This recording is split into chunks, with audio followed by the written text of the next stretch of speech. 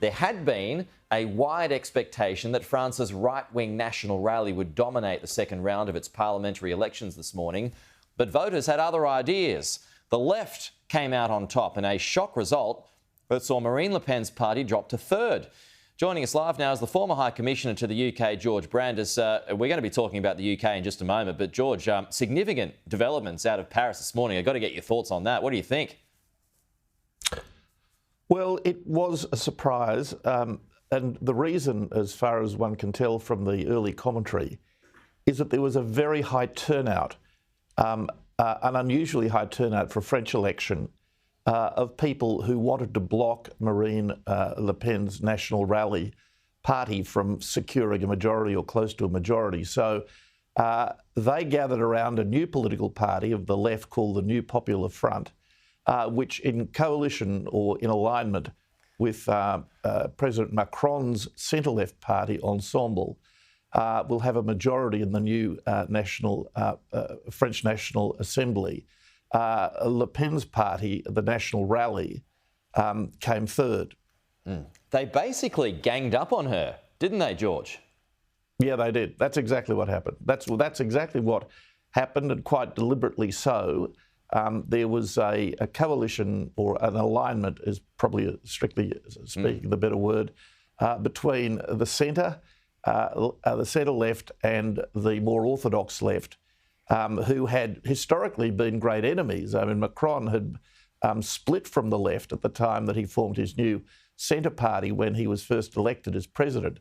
But they got the band back together, as it were, to block Le Pen's rise. OK, so France surges left following the lead set by the UK on Friday, in which you were part of our coverage. How do you think Keir Starmer has settled in now that more numbers have firmed up? Well, he seems to have hit the ground running. I note that he's dispatched his new Defence Secretary, John Healey, to Ukraine today to affirm Britain's support for President Zelensky. So that's a good indication. I mean, look, Keir Starmer is a class act. He's relatively new to politics. He was only elected to Parliament in 2015, but he's very much a professional. He ran a very disciplined, error-free campaign. The government is obviously in a honeymoon phase. The one point I would make to you, Pete, is this. This was much more a vote against the Tories, a vote to kick out the government, than a vote to embrace the opposition. Yeah. And that's seen in the fact, from the fact that, a bit like Albanese 2 years ago, and indeed, the vote share of the Labor Party was actually historically quite low. And there's a great disproportion between the huge number of seats they won. They won 411 seats out of 650 in the House of Commons, and the relatively low vote share in the mid-30s that they received. Now, you're very astute, as always, with your political observations, George, but you picked this one. So we were talking on Friday about Nigel Farage and the rise of reform, and we were looking at 13 seats, according to the exit polls, and you said, well, wait, hold on, not so fast here. I don't think he's going to get that many. Well, you proved to be right, because in the end, while he did have success, not as big as first thought with about 4 seats, but still, what sort of a role do you expect Nigel Farage to play with those seats? Well, Farage ended up with 5 seats, and 5 seats. 5 seats, correct. Farage is a brand. I mean, the party was a vehicle for him, but Farage is his own political brand.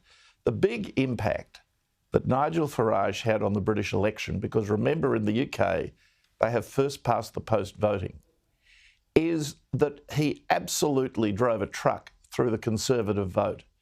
Now, the polls also showed that of the people who had voted for the Conservative Party at the last election, who'd voted for Boris Johnson, in other words, in 2019, 1 in 4 of those people were intending to vote for Farage. And that is why, or an important reason, I suspect the most important reason, why so many moderately safe and even very safe Conservative seats fell to Labor, or in the south of England, to the Liberal Democrats, because Farage basically skimmed a quarter off the Conservative vote.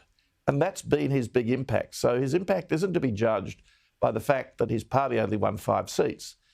His impact is to be judged from the fact that his party cost the Conservative Party dozens and dozens and dozens of seats. And we'll have to wait until the analysis is done.